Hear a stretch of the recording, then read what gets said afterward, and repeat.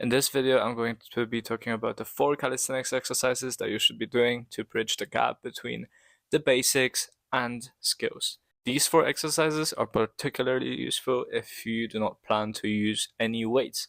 Exercises will get you where you need to be without touching weights to start learning the intermediate skills.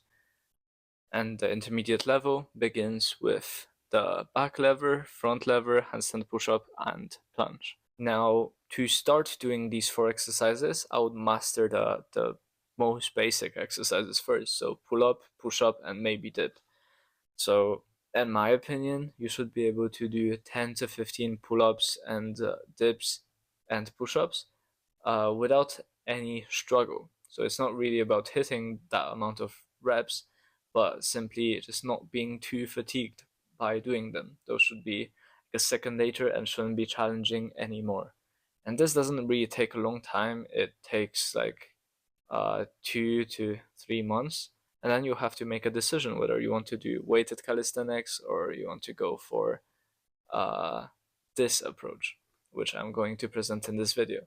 Now, I personally dislike weighted calisthenics. I feel like why do calisthenics really if you're planning to use weights? It takes away some of the creative and poetic aspects, in my opinion, from calisthenics. But doing weighted pull-ups, dips, and overhead press would be definitely like a much easier way and consistent way to see progress. The first exercise is deep full range of motion handstand push-ups. The deep handstand push-up is basically the same movement as the overhead press, just the calisthenics version. Now, obviously, it sounds sort of impossible to just go and start overhead pressing your whole body weight, so you have to build up to it. The way to build up to it would be to start doing pike push-ups, then elevated pike push-ups, then you would want to elevate your hands also so that you can go through the whole range of motion but also elevate your feet. This way, I would call it probably double elevated pike push-ups. Then you want to do back to wall handstand push-ups. This way you'll build up your shoulders sufficiently while at the same time working on the deep elevated handstand push-ups to keep building that whole range of motion, because against the wall you will only be doing a partial range of motion.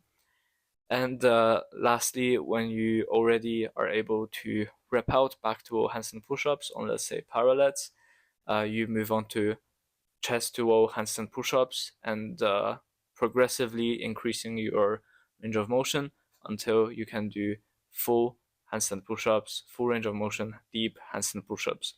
They also grow your shoulders like crazy. I started doing them this year, and in 4 weeks of doing them, I built up to 6 reps, 6 consecutive chest to wall handstand push-up reps, and it unlocked the straddle planche for me.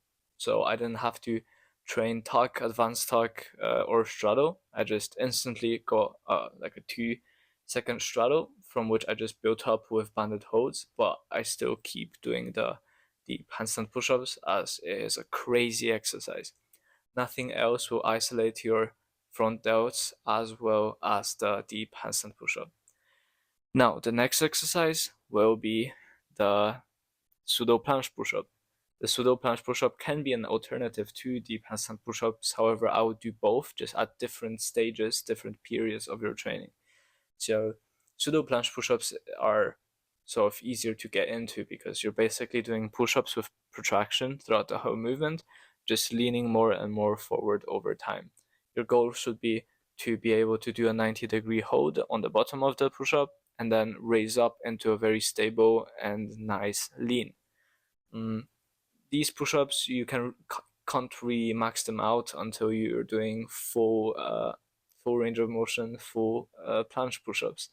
So you can just keep doing this one exercise and overload it by leaning more forward, and over time build up to planche push-ups. You have a stable base, you have a good protraction. So it's an amazing push-up variation.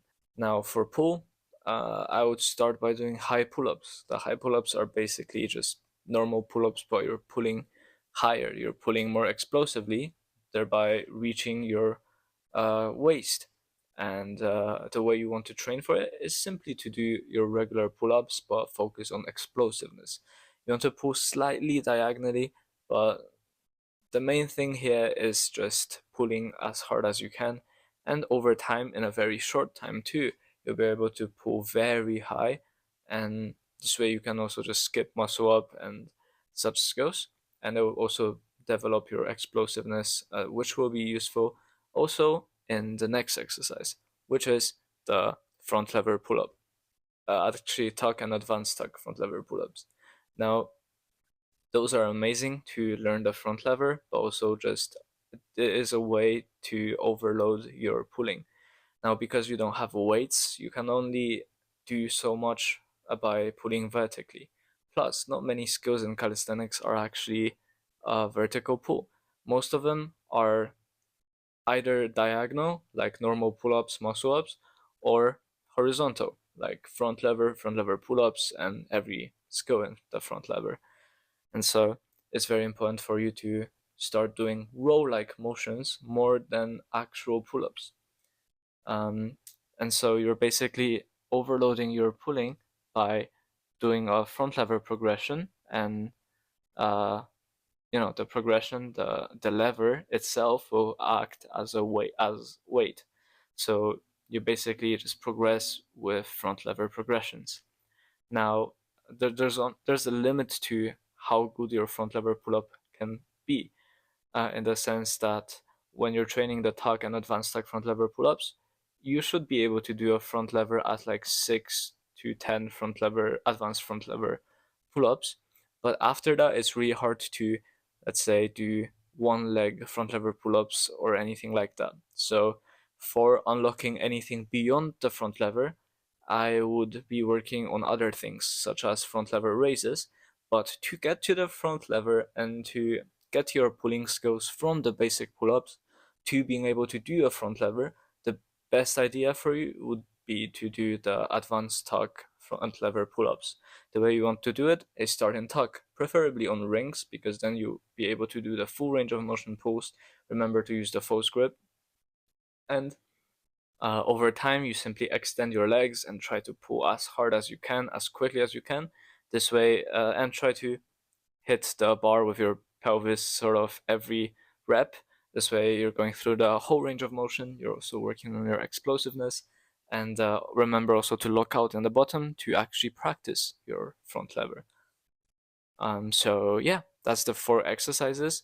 The way I would schedule them in would be to use them as the first exercise in your training.